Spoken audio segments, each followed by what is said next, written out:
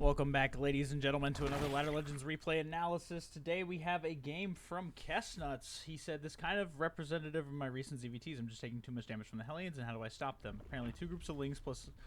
two groups of Queens plus Ling squad that works most games, just doesn't work when they YOLO like this. Alright. So what's important when it comes to this kind of concept is what exactly our positioning is when it comes to our units, right? So...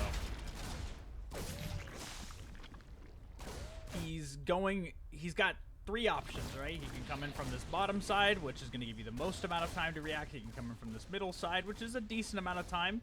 Or he can come in from this top side and go for the third, in which the third, although annoying, it's not going to be game-ending damage, right?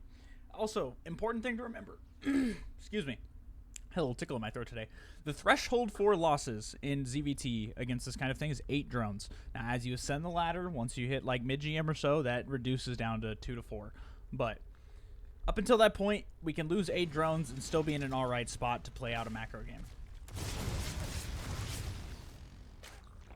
If you lose 8 workers, you're delayed by about 40-45 seconds. Not the end of the world. It's rough, but it's not the end of the world. Alright, we lose a creep tumor here. Supply blocked at 66, and it does look like we are about to lose an Overlord as well. So here... yeah. No? I think this Overlord is actually going to live. Okay, we're now unsupply blocked. We do start 6 drones. So that was a solid 15-20 seconds of not making anything right there. Which this is about the time that you would want to be making the safety links anyways, right? When Hellion 3 or 4 are out, you have a decent amount of them already. But yeah, it looks like that supply block was the main issue. So... how many Hellions does he have out on the field? He has currently 6, therefore we want 2 to 3 Lings per Hellion, so we'd want anywhere between 16 and 20 Zerglings right now, but we were supply blocked at 66 for quite a while, so we only have 7 Lings. So we don't even have an adequate amount of units to deal with this. Now, if all of your Queens were in one position, that's fine, but he still will be able to go past, right? So, what is important about this? Also, we could have a few less drones at this base, as this base is not properly saturated, which would be indicative of less losses, right? But that's a little bit nitpicky. Not going to be that guy, right? So what's important here? Let's go back. Did we actually have vision of these Hellions coming this way? Okay. We were not aware that the Hellions were at the front there. We would have seen them rotate towards this direction, and the Queens should have been moving right there. So we have 7 Queens, which means we have 4 Queens available, and the Queens are spread out, and we're not rotating with the Hellions, right? So ideally, we would have seen these Hellions with the Queens because it was in our vision range. Yep, it's right in our mini map there. It's there for the entire duration that he's there, and then we also see the rotate, which, so not only did we not look at the mini map, but we also did not actually take a look at our Queens during this moment in time, right? So, had we done that, we could have rotated these 2 Queens down here to the left, we could have moved these Zerglings up here to the front, and then we could have started some additional Lings to make sure we had adequate amounts of units. Remember, 16 to 20 Lings versus 6 Hellions. It's better to make those Zerglings than it is to lose all those drones, right? So, see how bad the drone losses are here. Yeah, there really isn't much defense here. And even despite all that, that lineup was a little rough. We kind of donated those drones to him at the end, but even despite that defense, still, it's pretty bad. Well, so all 14 workers on the mineral line. Had we not gone back too early here,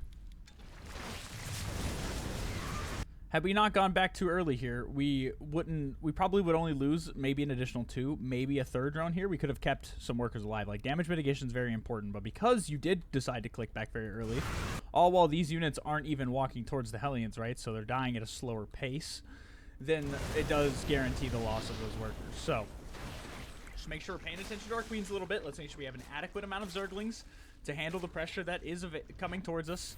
And the best thing you can do, the moment you realize you're about to hold, the best thing you can do is restart the drones that you lost. So we made an additional bunch of Lings there. If I had to guess, we went down to 4, so that means we made an additional 12, which could have been 6 extra drones. You would have been still at 61 drones. You would have been in a fantastic position. Not fantastic, but you would be ahead of your opponent still quite significantly. Whereas right now, right, think about it. Triple orbital, 3 mules equals 12 SCVs. So right now, you guys are dead even on workers because of that. Whereas you still would have a slight economic advantage had we not made a round of panic units. I understand why you did, but I'm just telling you, like, the best thing you can do in these moments is mitigate the damage and the lost mining time as much as possible by rebuilding the drones as they're dying, as long as you know you are going to hold, right? Very key point to that. Alright, Liberator came up to this base. Does not look like we were aware. Liberator siege right on top of our 4th base. We were not aware of it. It does get the siege and gets 2 additional workers. Like, it's just a bit sloppy, right? And this isn't me trying to dog on you, right? But it's just like, this is twice now that he's had 2 groups of harassment units that were totally within our vision, and we just weren't paying attention to the minimap well enough, right? Okay, we did also see this medevac move out. Do we move into position? I'm like 99% sure we saw this medevac move out. Ready for dust off. Your map vision is great, but it's kind of pointless if you don't use it. You looked at the 3rd CC, which is very nice. Okay, we barely saw it. We didn't actually see it. So, that one, all good. We didn't see these medevacs moving out. This also lets you know by looking at this replay that there's a little dead zone here. That's the exact dead zone that he used to get this medevac drop out without you being aware of it, right? So, one thing we want to do here is you have this at the bottom of the ramp. Let's put it like here.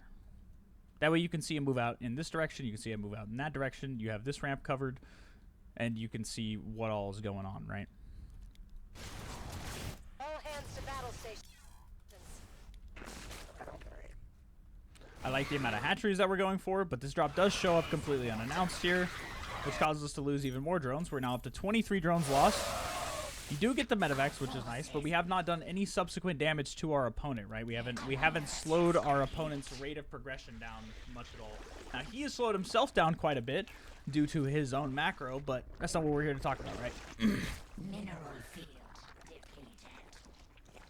Mineral field depleted.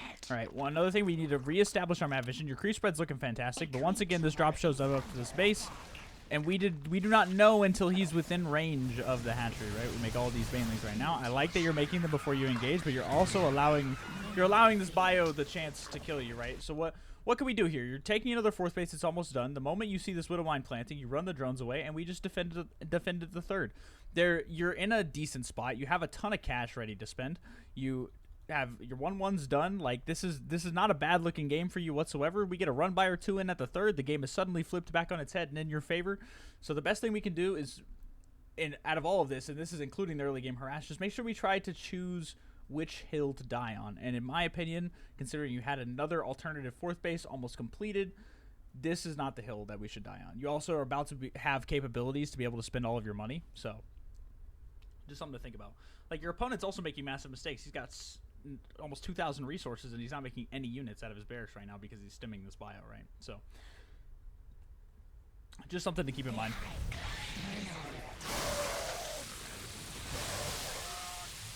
Thank you very much for the submission, Kestnuts. If you have any questions, my DMs are always available, man. I'd love to get a session in with you sometime. But I appreciate the submission. Thank you guys so much for watching. If you did enjoy, please do check out ladderlegendsacademy.com for more curated coaching content, and I will see you guys next time. Peace.